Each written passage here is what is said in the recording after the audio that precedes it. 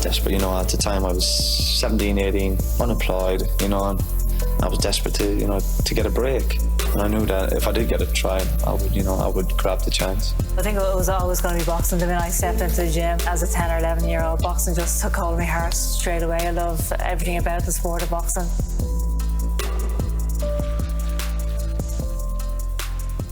Hello, I'm Marie Crowe, and this is We Become Heroes, the RTÉ Sport podcast that explores how elite athletes and sports people reach the top of their game and the lessons that they learned along the way.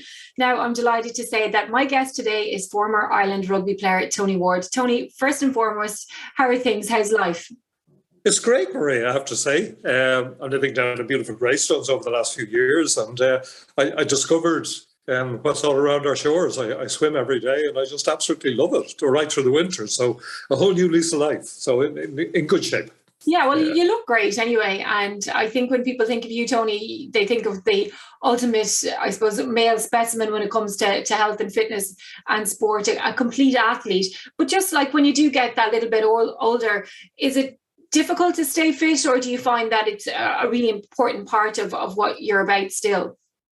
Yeah, what I found hardest, ridiculous as it might sound, was soon after I retired, I found immediately I stopped exercising. And it was in that first year or 18 months, I got a real shock, to the system. So I've always tried, I've never been a gym bunny or anything like that, but I joined the gym and just did, basic stuff. But since I've been here, and I suppose with lockdown and everything, the timing was right. So it's the fact I walk every day, I swim every day, and I just feel, so much better mentally and emotionally and physically, obviously. But all those things combined. So, yeah, life's good at the moment. Thanks, Marie.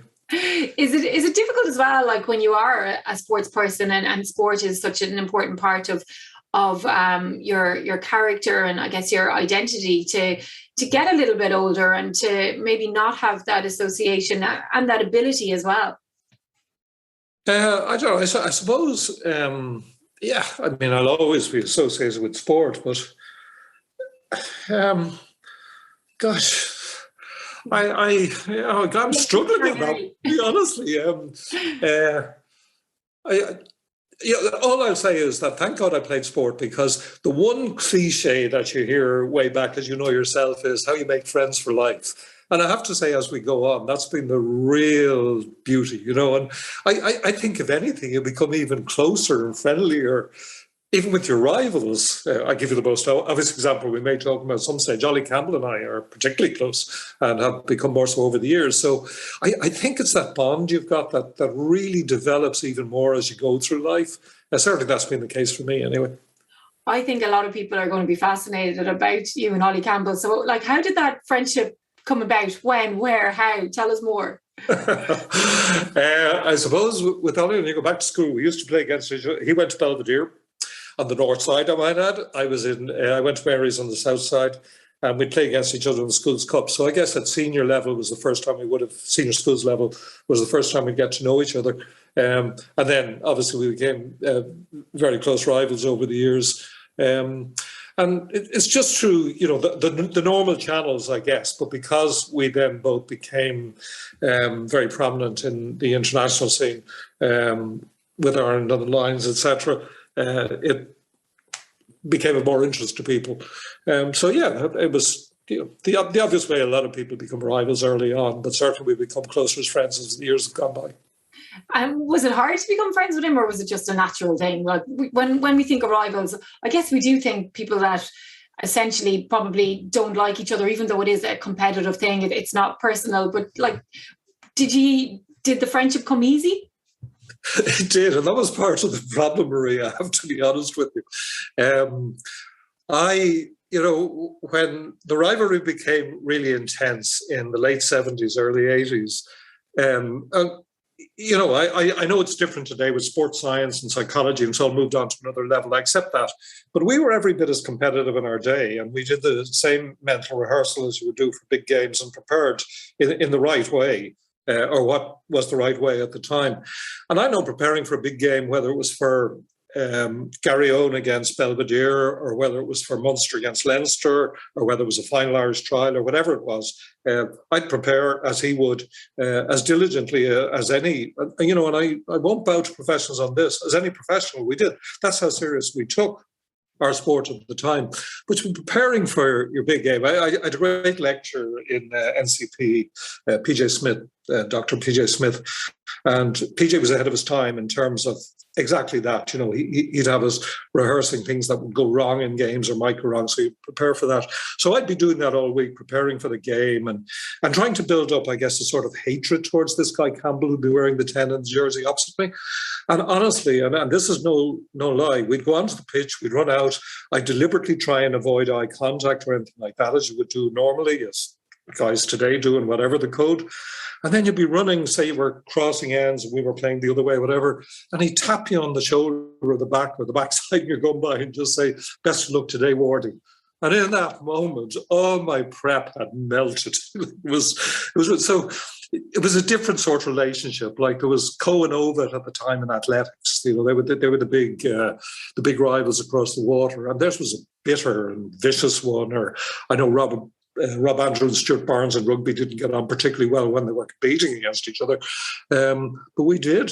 And I'm not sure it was to my benefit, I have to say, at the end of the day, in retrospect. Would I swap it for anything? No. Like when you look at the out halves in Ireland, and we had the Johnny Sexton, Ronan O'Gara one, which is quite legendary, and they both spoke about it and ended up being friends. But since then, there hasn't really been anybody to challenge Johnny Sexton, and it's the big part of the conversation now heading into any Ireland rugby games is the fact that nobody's really challenging him for that position. But when you think about it, I guess it's, having that rival and having somebody who's, at your heels is ultimately a really good thing. Oh, absolutely. He's been pushing each other. To be fair to Johnny, he's managed to maintain a remarkably high standard, given that he hasn't been pressed for his position, whether with Leinster, and I know Ross Byrne and Harry Byrne are coming through, or indeed with Ireland, or Joey Carberry when he was there. He's obviously been a Munster in the last few years.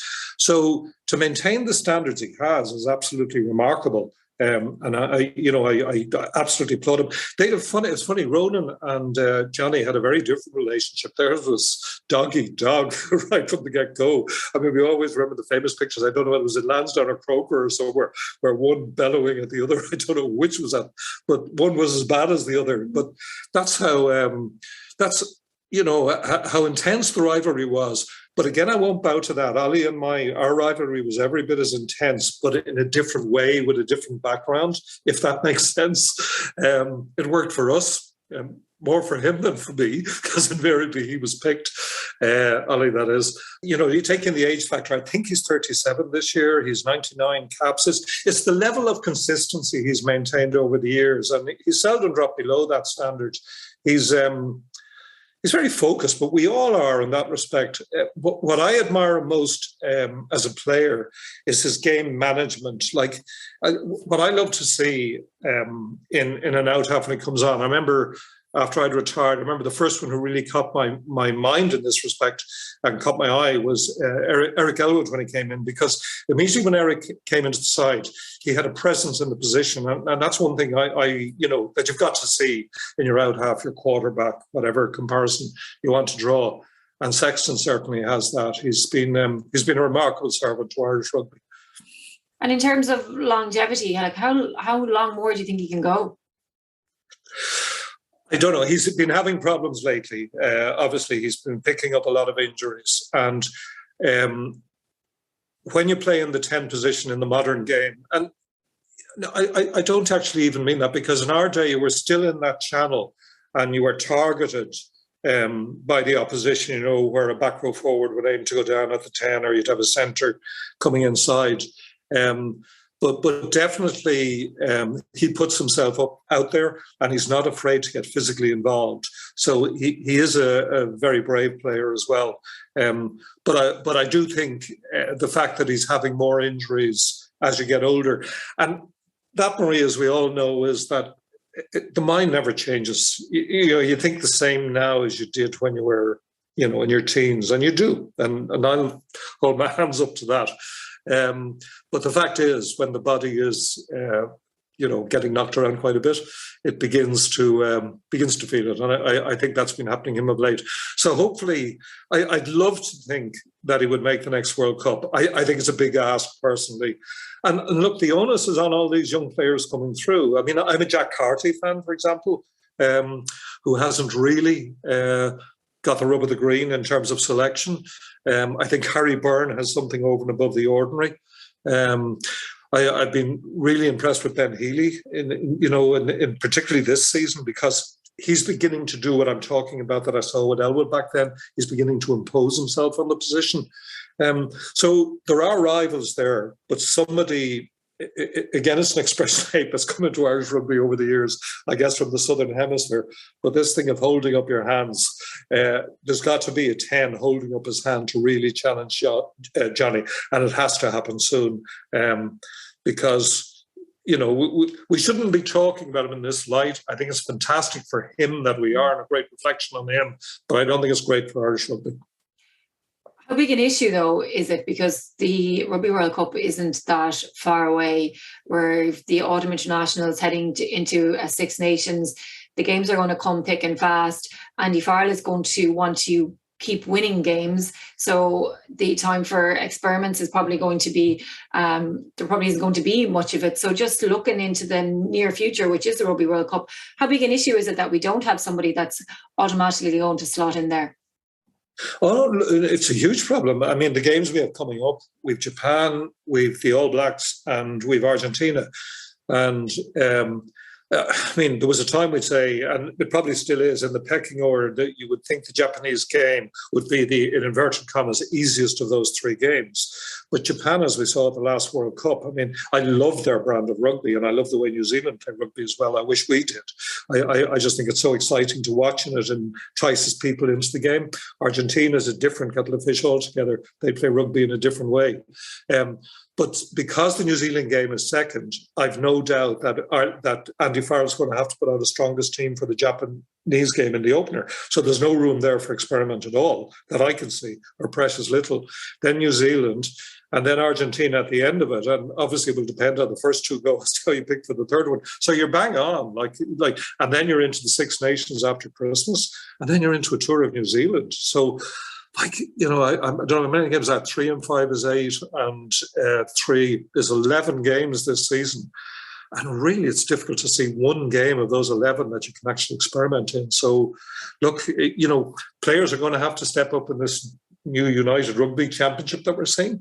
That is their forum of their window of opportunity, and hopefully that will be the case. I think they are. We're beginning to see little bits, as I say, in relation to the outhouse I mentioned earlier, the younger ones.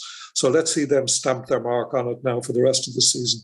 And they will have opportunities, because the Sextons of this world will be away with the Ireland team, obviously playing those games. Okay, so there is plenty of interest over the coming weeks when it comes to Irish rugby, plenty to look forward to. But we are actually going to look back now, Tony Ward. We're going to take a look back at your career, a trip down memory lane. And I want to start with your earliest memory of sport.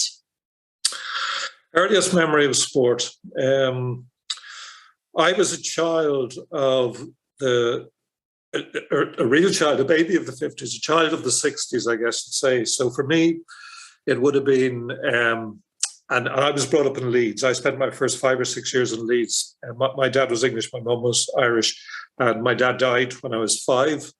And so I always have a very close association and affiliation with Leeds. So we would have come back from Leeds. He died in 1960, so we would have come back in the early 60s. And around that time, Leeds were promoted to the First Division, the old First Division. So the Grá for Leeds is there to this day. I still go over regularly. It was over 2 weeks ago. I'll be over in a week's time. I've always, it's my passion. And I make apologies to nobody for that. So I guess Leeds being promoted, I remember the 65 final against Liverpool, which we lost.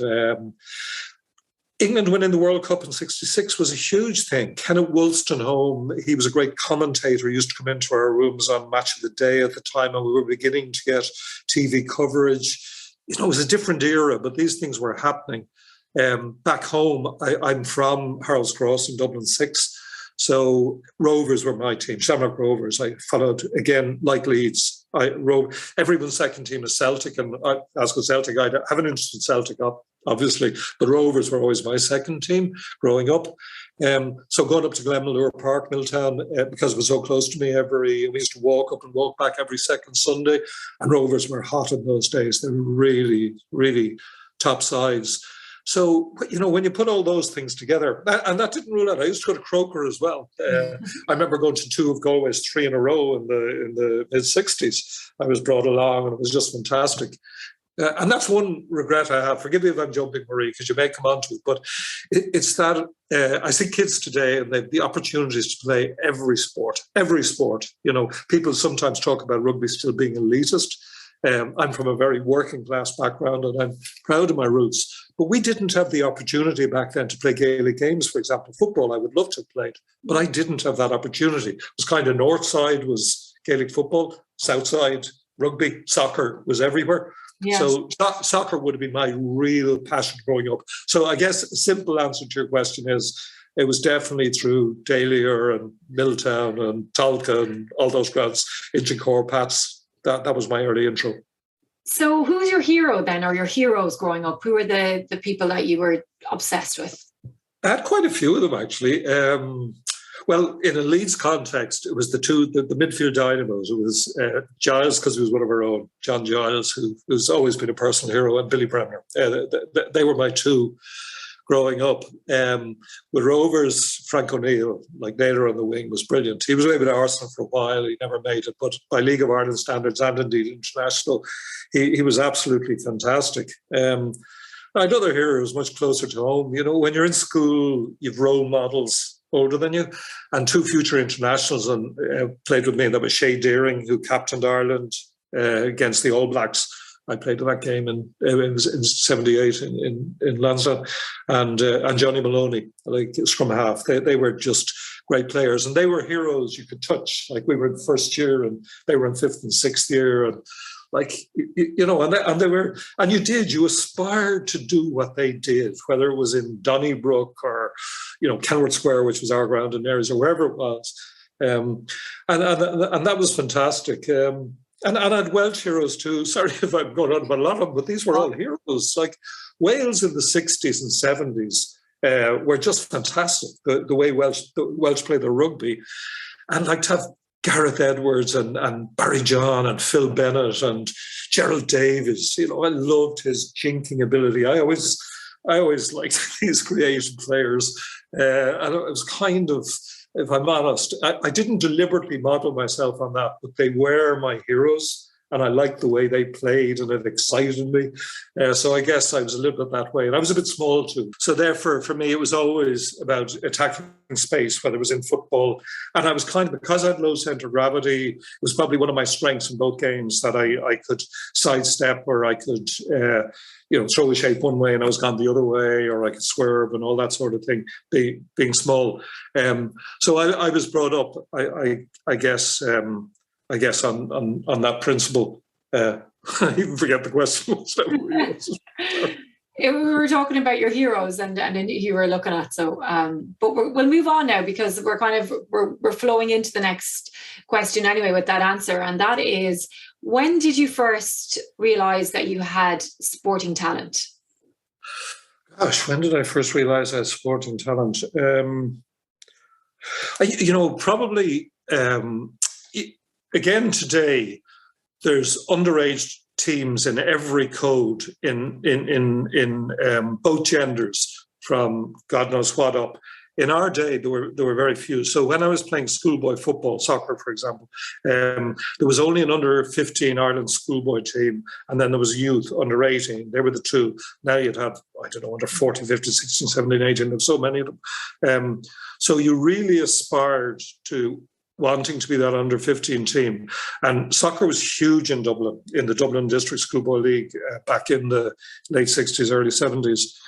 And in 1970, I managed to make it onto the Ireland schoolboy team for the 3 internationals that year against England, Northern Ireland and Wales. Actually, I was 11 on that team, and the 10 on that team was Liam Brady. Liam and I were on the same team, because Liam played for St. Kevin's over the north side, and I played for Rangers in Bushy Park on the south side. But that was the first time when we kind of got to under 15. We would have played against each. We would have played in those leagues, say under 13, under 14, under 15. But you didn't know if you had any talent, yourself. You enjoyed it, so you presumed it's something to offer. But then suddenly at under 15, I was in the schoolboy trials. And I remember playing in a game over in Virginians ground in Glasnevin. I always remember that. I'm playing in Ireland schoolboy trial and then playing in another one in CIE ground in Inchicore. And then I was on the Ireland schoolboy team at that age. And then I began to think, God, I must have something. And probably another little thing that was good for the ego at the time as well to help that was at that age, as you know, you have scouts coming across or based in Ireland representing English teams. Sadly, there was no one from Leeds because I'd been gone like a shot and nothing would have stopped me. But I had Bill Darby, who was the Arsenal scout. He would have taken Liam and Dave O'Leary and Frank Stapleton and those lads away over those years. And there was Billy Bean with Man United. He was the Man U scout in Ireland at that time. And they were both knocking on my door, literally. And my mum, all she wanted to do was get me to get my intercert at the time when this was all happening. So no way would she entertain that. And I was devastated because, you know yourself, you think of nothing but, the possibility of a professional career and doing what I love and everything. In retrospect, I've no doubt she was right, but I would love to have had the opportunity to do that. But alas, it wasn't to be. But to answer your question, yeah, that's when I begin to think, well, God, I must have something if these guys are coming after me. So, yeah. Soccer and there was rugby. You were admiring Gaelic games from afar. Was there anything else that you would have tried when you were young? No, the only thing I was disappointed was that I didn't get the chance to play, as I said, Gaelic football. And I really mean that because I love Gaelic to this day. And I know people are critical that it's become defensive and I think it's changing again. I love Gaelic football. I never had the opportunity before I went to college to have a hurl in my hand, so I was a latecomer to hurling. But I love what's going on with Limerick at the moment, and I won't pretend otherwise, as you do as well. And despite the Clare connection as well, you're kind of borderline between the two. But yeah, no, I played quite a bit of cricket because of the school I went to as well. I went to St. Mary's, and I love cricket. To this day, I really, and you've got to, I think, have played cricket. I think that is one of the games you have to play to really understand it.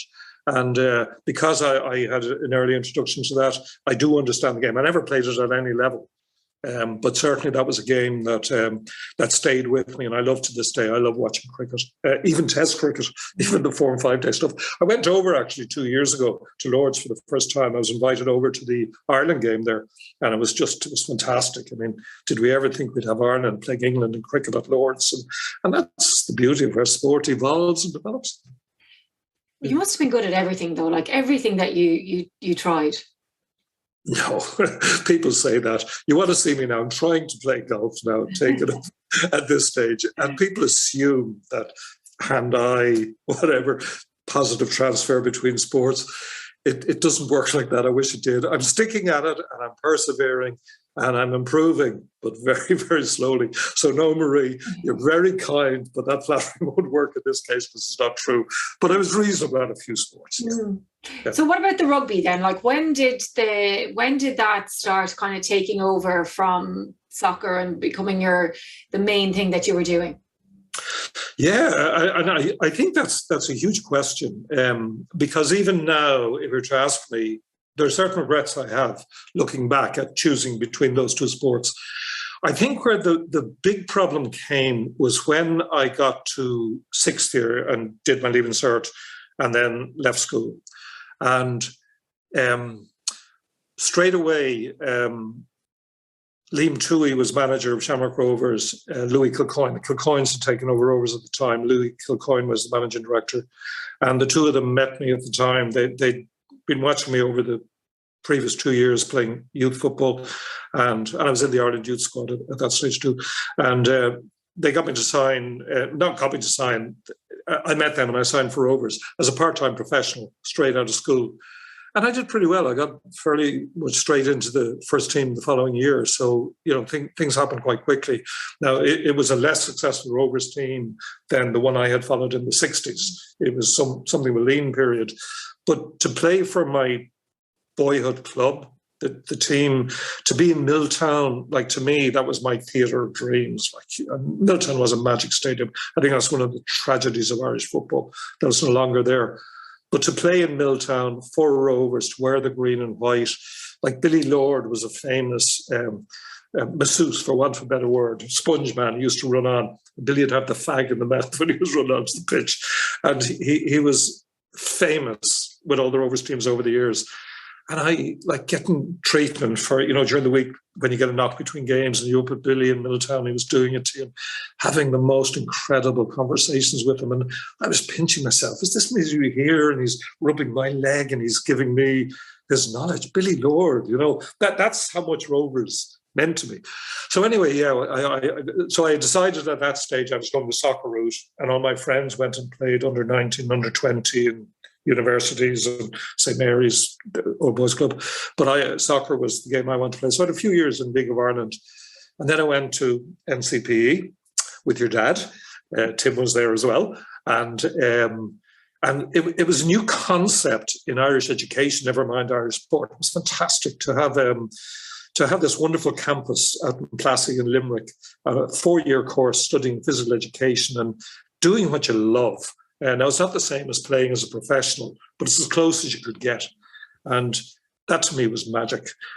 And what I found was that, say on a weekend, I go up with Rovers, and if we were playing up in Ballybuffet, playing Finn Harps, or if we were playing Waterford at the other end of the country, Kilcone, or Cork wasn't too bad for getting back to Limerick. But to try and get from those places back to college on Sunday was when games were played then. On a Sunday night was mission impossible. So I arrived down around lunchtime on Monday. I was doing well. So lectures were suffering on the back of it. So at the same time, coincidentally, Gary Owen, who had an outstanding team at that stage, their out half, who played for Ireland as well, Johnny Maroney, broke a leg in a league final against Cork. I remember it was February 1975. I can remember that.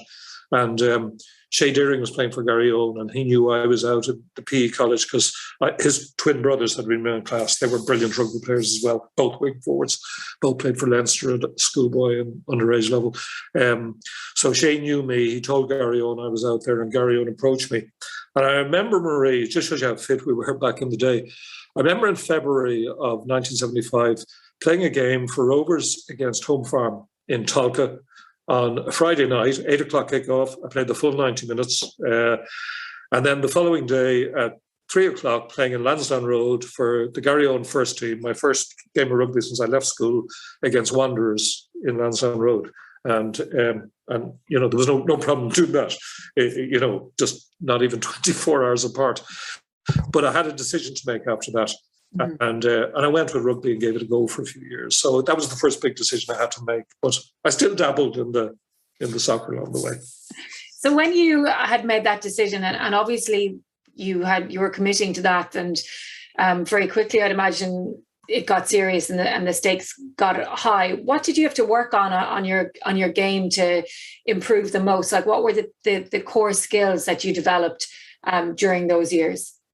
Yeah, again, I was lucky. I found, and I've been quoted saying this many times over the years, I kind of alluded to it already about this thing about attacking space, and because of my centre of gravity and that, I found that the transfer between soccer and rugby was quite simple because effectively the principle was the same. We're trying to create space for others and for yourself.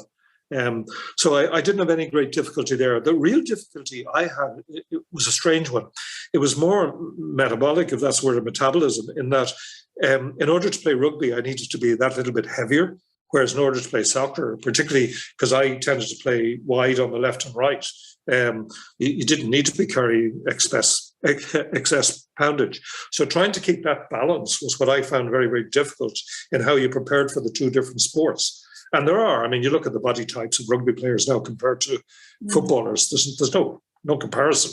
Back then, they were much closer and different times and different norms, I guess. But that was and that's a strange one. That's what I found the most difficult. Most everything else came kind of naturally because I'd always done it, since I was 8, 9 years of age, both games. Yeah, so it was normal to you, even though. Even thinking about something like that now, it just seems like it would never happen in a million years. And even just hearing you talking about the crossover between the League of Ireland and rugby, the perceptions of the two sports now just seem so different that it's hard to imagine anyone kind of nearly even having a love in sync with both of them as well, which is quite an interesting subject and something that could be worth exploring in the future as well. So just in terms then of your career, your rugby, your development, was there a moment when you thought, okay, like I've made it here, like I am one of the best, I'm a top class rugby player now, I'm in the elite? Was there any moment where it just kind of dawned on you how far you'd come and what you'd achieved? Yeah, it was funny. It was actually like steps. Like 1975, I said that's when I was in first year in the National College of Physical Education, which became Thomond College, now the University of Limerick. In first year, I ended up on the Garryowen team. I played 4 games and we'd won the cup. We beat Corkon down in Musgrave Park to win the cup for the first time. I think it was over 40 years since the Limerick team had gone to Cork and won the cup. And it meant very little to me because I was only getting to know. I didn't even know that Sundays well were from Cork or that Bohemians were from Limerick. I was learning all this as I was going, at the time. It was a whole new experience. But before I knew it, I had a cup medal and I hadn't blinked. And that was in first year in college. In fact, a funny one there, I remember, a very quick one. Brian Mullins was in college with me, as you know. And Brian, the Dubs had just come to power at that time. Himself and Fran Wright were the 2 Dubs we had in college at the time. And I remember Brian went away on with the Dubs to America, after Christmas when they went over. And he came back and after that Cork-Con game, I think the Independent gave me Sports Star of the Week for Garryowen winning the cup down and thing. And Brian, I was in the plane, said to me on the way back, he says, "What have you been at while I've been away?" In other words, and I could understand the question because you're kind of a nobody in college. Mm-hmm. I hate using that expression, and then suddenly you're somebody that's appearing in the paper. So that happened very quickly. That was in first year. In second year, I was picked on the Munster team the following season, and I ended up playing against Australia and a few interpros. In third year, I was on the Ireland B team, it was called then, which is the Ireland A team. We played France and Dijon, I remember. And then in fourth year, I was on the full Ireland team. So it was meteoric. It was steps, first, second, third, fourth year was. So it was an easy decision to make at that stage, I guess, to run with rugby because it was happening. But I played for soccer in that time. Sean Thomas was manager of Rovers. And he had taken over from Liam Toohey. And Sean came down to see me. And I played a few games over Christmas when I'd be up home for Rovers because I loved it. I just loved playing football, So, yeah, that was, there were a few big decisions that had to be made around that time, yeah. It sounds like a lot of fun, to be sure. So what about setbacks then? Like, did you have, for you, what was the toughest thing that you had to overcome in your career? No question. And I'm going to sound like a bitter old grumpy man now. Being dropped in Australia in 79, and I've said this many times, and I don't labour the point. It's nothing to do with Ollie, nothing to do with the fact that he came in, played so well, Ireland won the test. It's the way it was handled or mishandled, I say. It was a very early lesson for me before I got into teaching and coaching to learn how not to treat anybody. And that's the one feeling of bitterness I have to this day. It was appalling. There was no communication. Marie, I couldn't tell you to this day, fair idea because I over the years, but I couldn't tell you why I was dropped. I'd have my own theories on it, things that I couldn't do, that I might have been better at doing, but that didn't enter into the equation. It was just the way it was. And that's the way rugby worked back then. There was no accountability to players at all. If players didn't do what they were meant to do, they were dropped and somebody else was brought in. And that fear factor ruled in rugby through the IRFU back then, and let no one pretend otherwise. So that'd be my only, and I'm sure I sound bitter, and I won't say I don't mean to because I'm just being honest. It was the way it was mishandled. And when you're so far from home, like out in Australia, and I was a confidence player, it's the way I am. I by dint of personality, I'd be a shy person, and I'd be quite, I suppose introverted is the word. And when I was out there so far away from home, you just felt the world was against you, like, because we didn't have social media, like our phone calls, Marie, back then. Our daily allowance was 4 Irish punts a day. And what we used to do was save up our 4 punts every day. And then at the weekend, you could afford a phone call home. That's the way it worked. And so you weren't on the end of social media. And you didn't realise, I had no idea that there was a big Ferrari back here over me dropped. No idea. Like, it was only when I came back I found out just how big, the thing had become and developed in the years that followed. But it was that, because the one thing I always say, I'm proud of myself, if I might say, without sounding like I'm tapping myself on the shoulder, on the back, if I say that I managed to work my way back into the Irish teams with 3 clubs, with Garryowen, with St Mary's and Greystones over the years, over a 10-year period. And that was, I worked hard to do that. But definitely the confident player who went out to Australia in 79, he never returned. I was never the same player again. And I had no shame in saying that. It just impacted on me that much. Did you fall out of love with the game a bit as well because of that?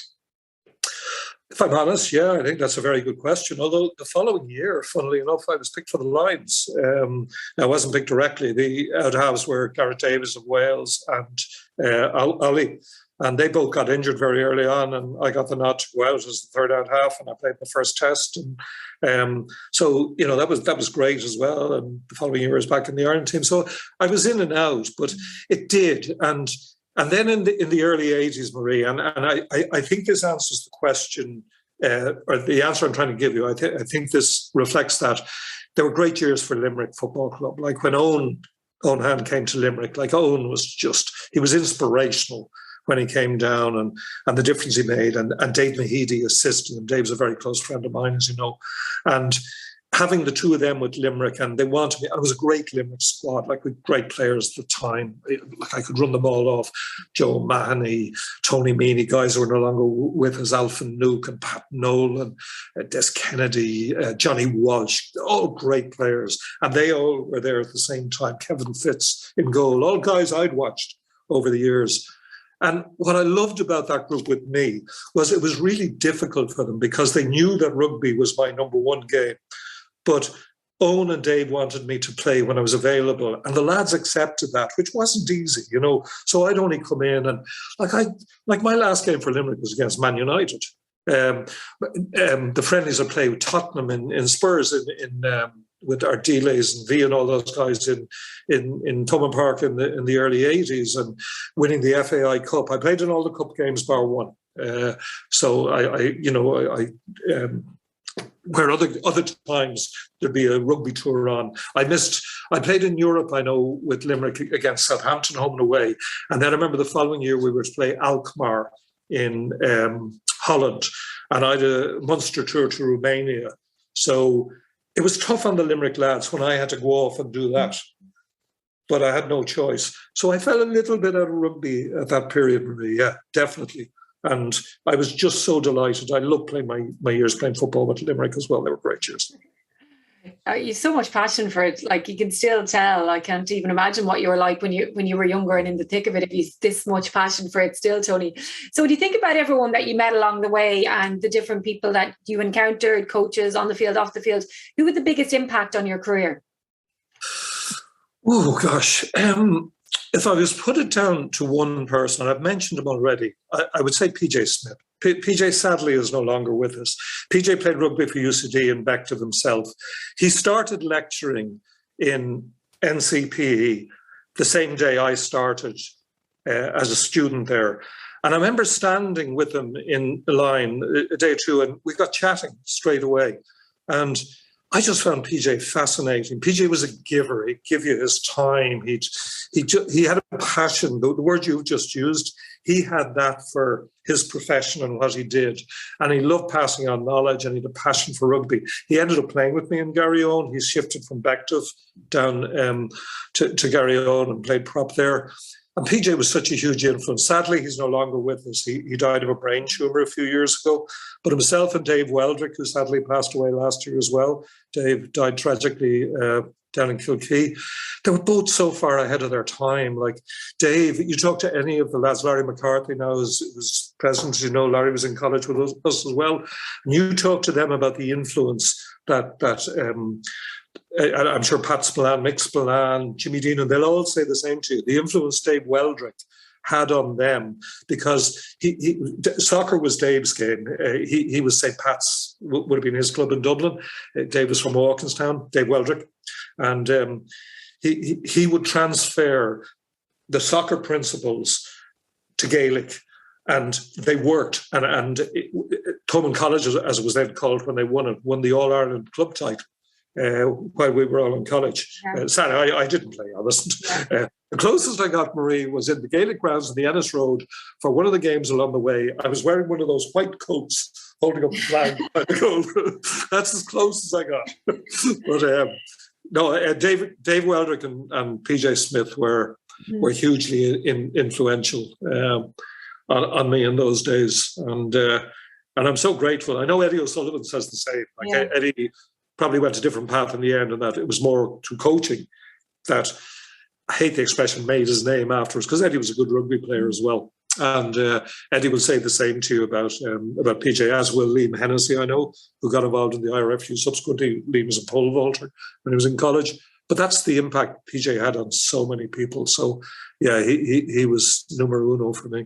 Yeah, I've heard Dad talking about them, both of them actually, on numerous occasions as well. So they definitely imparted a huge amount of knowledge and shaped so many sports people's careers as well. It's pretty fascinating. So then, in terms of performances, is there one that stands out in your mind in any sport, that when you were that kid playing at home or playing outside, that you thought, I want to be like that when I grow up? Is there one performance that defines everything that you're about? I struggle with that, honestly. Genuinely, I know things that would never have been seen. I know that I when I left college in 78, I would have been in my prime physical condition. And I know those years around 77, 78, 79, 80, around that time I was dropped, ironically, in Australia, that playing for my club, for Garryowen, I definitely felt that I played some really good games. And not in terms of scoring points, or because I was a goal kicker as well. So it wasn't so much that. It was just I felt there was a more completeness. If I can borrow an expression from football again, Ajax in the early 70s I loved. And you may have heard this concept. They had this beautiful concept of total football. And in terms of my total rugby, I just felt that I was more of a complete player around that time. So then I know people will talk about Munster being in the All Blacks and some internationals that I played in as well, and they were huge. I tell you what the most satisfying one probably is, and again you alluded to it there when you said when you were a child looking and wondering could you be like that. It was when I was first picked for Ireland in January 78. It was against Scotland in Lansdowne Road, and I remember it was in the old Lansdowne, and down at the far end there used to be a nun-covered stand way down where the Lansdowne path was down the far end. Wanderers were up this end, and we used to tug out there, and then there was a car park at the back where you'd go out and practice your line-outs and warm up before the game. But also the band the pipe band used to practice there as well before the Garda band. And I remember going out there, and you're so nervous before your first game because you're saying to yourself, God, am I up to this? And having watched it over the years, I used to go very early to the schoolboy end with my schoolboy tickets in the 60s. So to be suddenly in Lansdowne Road about playing a game, and you're thinking, am I up to playing this? And then I remember hearing the bagpipes, and it was a neary sound when he was practicing, the guy in the bagpipes. And I remember, honestly, and this sounds terrible, macho rugby player thinking to himself, I want my mummy. I remember thinking that at the time, why am I here?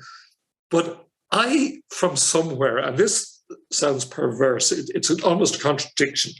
From somewhere, when I went onto a field, whether it was rugby or soccer, the shy, introverted guy was left behind. And I just got a confidence from somewhere that I loved being out there. I just loved it. And it was after that game, that first game, that's probably an obvious thing to say and not what I know you're digging for, but that's when the self-belief came in. I thought, hey, that was fantastic. I don't want to miss this. I want to keep doing this, And I did for 2 years, and then the Australian thing came along. But anyway, that's why I'm the bitter old grump I am now. What about successes? Because you had so many of them. For you, what was your greatest one? Greatest success? I probably the one I said there, and I know it's not for Ireland because the ultimate thing is to play for Ireland. And when I played in that Lions game, on a personal level, I scored a record number of points for a Lions test player. I think it beat Tommy Kiernan. I think had been the previous holder to them. But I think it has to be Munster beating the All Blacks. And we knew beating New Zealand was big at the time. Mm-hmm. But I think that it took so many years before a men's team beat them. The under-20s did once, and the ladies team did around 2014, I think. But no men's team had done it until Chicago a few years ago. I was over at that game too, as it happened. I'm delighted to have been there. I think because of that, and it became myth and legend, whether it was John Breen through his plays, through the various books that have been written about it over the years. But it was more than that. It was the only game they lost on that tour. 17 out of 18 games they won. It was the first ever clean sweep by an all-black team. We held them scoreless in Thomond Park. We didn't concede, and this for a Munster team was a phenomenon that's forgotten. We didn't concede a kickable penalty in the entire game. And that discipline was unheard of for Munster teams. And for that, Tommy Kiernan takes immense credit. But the fact that it was in Thomond Park, and it was a different Thomond Park back then, but don't let anyone tell you that it wasn't the same shrine that it is today. It wasn't as elaborate, wasn't as fancy, but it was a very, very special place to play because there was an umbilical cord between the crowd and the players, and we were acutely aware of that. And you recognise the faces in the crowd because you'd meet them around Limerick. That's what's so special about Limerick as a sporting capital, in my opinion, and to this day. And the fact that it was in Thomond Park, I remember even when we went into the restroom afterwards, which had never happened before, certainly in my experience, the crowd wouldn't leave. They insisted we came back out onto the pitch, which we did. And just when you put all that together, and I think, Marie, I've repeated, I've said this before, but it's a little thing that happened subsequently. The following morning, you knew we'd achieved something, but honestly, as one of those involved, I wasn't aware quite how big it was going to become, but how big it was at the time. And I remember the next morning, we were staying in the old Jury's Hotel. I think it's the Strand now on the Ennis Road. And the following morning, I got a phone call in my room. And it was Mike Murphy on RT on the radio. He used to do the morning programme. And he used to slag off Limerick at the time with the yowza, yowza, yowza. And I love Mike. I think Mike's great. So Mike rang me up and he said, look, will you? Can we do an interview about the game yesterday? And I was thinking, is that gee, because I just woken up and I'm thinking, wow, God, me thinking to myself, is that big? So that's when I think the penny dropped that, yeah, we had done something special. And we went close 4 days later. There were 5 of us played for Ireland against New Zealand on the Saturday. Shea Deering, as I said, was captain. I know Colin Patterson and Terry Kennedy made their debuts that day as well. But it was 6-6. And in injury time, coming up to injury time, Andy Dalton, their hooker, scored a try down in the corner, down at the Lansdowne Road end, and they beat us 10-6. So we had gone very close again.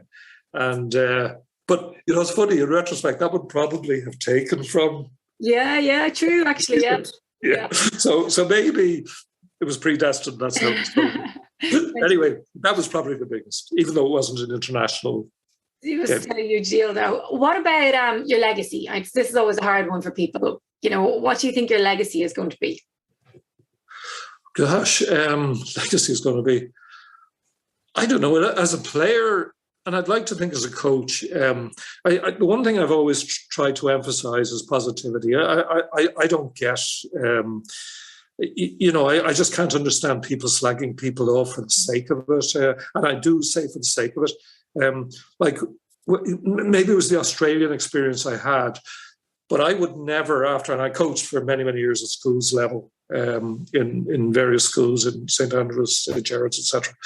And whenever a player played badly, he didn't need to be told that, no more than I did if I played a bad game. But it's the way you do it, and it's when you do it, it's how you do it.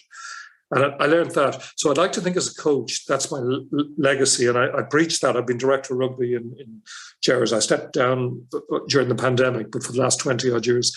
And that's the one thing I always emphasized, that to the coaches, that it's vital that kids, I don't care what age they are, how good, how potentially great they might be, if they're dropped or they're left out, they need to be told why. And their parents should be informed as well, to encourage them to try and get back in again. So I'd like to think it's that in terms, and people do come up to me today, Marie, and I get great satisfaction out of it, as I know your dad does from his time coaching in teaching in St Clement's, that the number of kids who come up to you, and that he would have coached athletically, and for me in rugby, and thank you for that, what I'm talking about, for being so positive and encouraging. And they got involved in the game in different areas. They may not have been on the first team in a rugby club, but they could have been a water boy, they could have been doing the media, they could have been training. There's so many different things that they got involved in, but you kind of ignited a little spark, and that meant a lot. As a player, I played as I watched the game. I just loved... Look, we're not going to finish this on a negative note, but I just hate certain things I'm seeing about rugby at the moment and the way it's going. I hate the way the game has been played. I hate this box kick wherever it came from. Scrum halves never kicked in my day, very seldom. Now it's all they do, or the vast majority of them. And that's why teams like Japan, like New Zealand, even the Premiership in England now, they're trying to do it, to play a more exciting brand of rugby, to entice kids into the game. And if there's nothing else, I'd like to think that players that excited me, that I did a little bit of that along the way, because it's the only way I could enjoy the game. And at the end of the day, that is, yes, you can make a living, and I didn't, because there was no professionalism when I was playing. But the pleasure, the enjoyment, and going back to the very start, as I said to you, when you meet people all these years on, and that love of sport has grown even more, and your affection and respect for each other has grown accordingly. That's a pretty decent legacy, I think. Absolutely. And I think that's the perfect way to leave it. Tony Ward, thank you so much for your time and for all those great memories as well that you will have given so many people over the years. And I've enjoyed this so much, just hearing the love that you have for sport, because it's just, you talk about meeting people, you're now meeting the children of people that you're friends with, and they're interviewing you. So it just shows that you can pass it on, and it can help people as well. Just have that love for it and an enjoyment, and hopefully someday I'll be passing it on to my children, and I'll be telling them about that PE class and you and my dad and all the people that you'll have met along the way. So Tony, thank you so much, and thank you everyone as well for listening and watching. Please like, subscribe and leave a review.